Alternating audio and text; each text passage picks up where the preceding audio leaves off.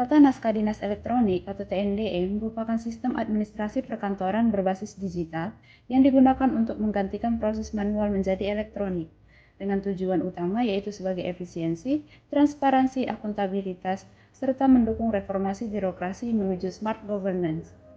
TNDE sendiri dirancang untuk mendukung aktivitas administrasi perkantoran secara digital. Namun, dalam pengaplikasiannya saat ini, TNDE masih mendapat berbagai isu permasalahan yang dihadapi. Lalu selanjutnya beberapa isu-isu terkait TNDE. Yang pertama yaitu pemanfaatan TNDE belum optimal. TNDE bertujuan meningkatkan efisiensi dan transparansi administrasi, namun sebagian unit kerja masih terbiasa manual, sehingga penerapan belum maksimal. Yang kedua, keterbatasan literasi digital ASN. Literasi digital ASN beragam. Sebagian sudah terbiasa dengan teknologi, namun sebagian lain masih butuh pendampingan sehingga menghambat transformasi menuju smart governance. Yang ketiga yaitu sosialisasi TNDE belum optimal. Sosialisasi TNDE belum merata. Banyak pegawai belum memahami alur dan manfaatnya, sehingga pemanfaatan tidak konsisten di seluruh unit kerja. Sebenarnya, tiga isu di atas saling terkait. Jika tidak diatasi, akan ada beberapa dampak seperti waktu dan biaya yang tidak efisien, keterlambatan pelayanan publik, dan terjadinya duplikat pekerjaan. Dari ketiga isu tersebut dapat dikaitkan dengan manajemen dan smart ASN. Pemanfaatan TND yang belum optimal berarti fungsi manajemen ASN belum maksimal karena menghambat produktivitas, akuntabilitas, dan transparansi kerja. Lalu smart ASN berarti kita dituntut untuk menguasai teknologi informasi. Namun pemanfaatan TND yang belum optimal dapat menunda efisiensi penggunaan SPBE. Keterbatasan literasi digital berarti perencanaan kebutuhan mutlak belum terdistribusi secara merata. Rendahnya literasi digital dapat menghambat peran ASN sebagai penggerak smart governance. Lalu isu ketiga, sosialisasi PNDE yang belum optimal berarti ASN tidak mendapat pemahaman dan arahan yang sama. Hal ini dapat berdampak pada inkonsistensi kerja antar unit. Sementara itu, kurangnya sosialisasi PNDE menghambat kolaborasi digital dan pertukaran informasi yang efisien. Setelah disebutkan beberapa isu yang telah dipaparkan, selanjutnya adalah penapisan isu permasalahan dengan analisis USG atau Urgency, Seriousness, and Growth. Isu yang pertama, pemanfaatan TNDE belum optimal di tempat kerja. Untuk nilai U-nya, itu 5 yang berarti sangat mendesak. Untuk nilai S-nya 3 yang berarti cukup serius. Kemudian nilai G-nya 3 yang berarti cukup cepat memburuk. Jumlah nilainya 11. Kemudian keterbatasan literasi digital ASN. Untuk nilai U-nya 4 yang berarti mendesak. Kemudian nilai S-nya 5 yang berarti sangat serius. Kemudian nilai G-nya itu 4 yang berarti cepat memburuk. Jadi total nilainya itu sebesar 13. Lalu yang ketiga, sosialisasi penerapan TNDE belum optimal.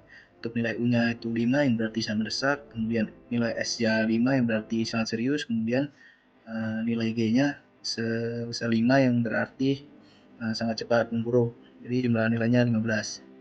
Setelah dilakukan penapisan isu permasalahan, didapatlah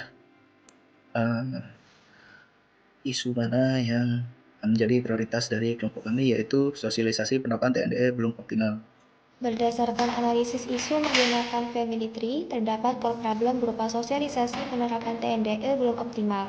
Direct efek yang dapat terjadi adalah kurangnya pemahaman mengenai fitur TNDE, rendahnya keterlibatan dalam transformasi digital, dan inefisiensi administrasi, dan hambatan awal menuju smart governance. Adapun penyebab dari core issue tersebut dari sisi SDM, yang pertama, sebagian pegawai akan lebih nyaman dengan sistem manual, lalu literasi digital ASN tidak merata.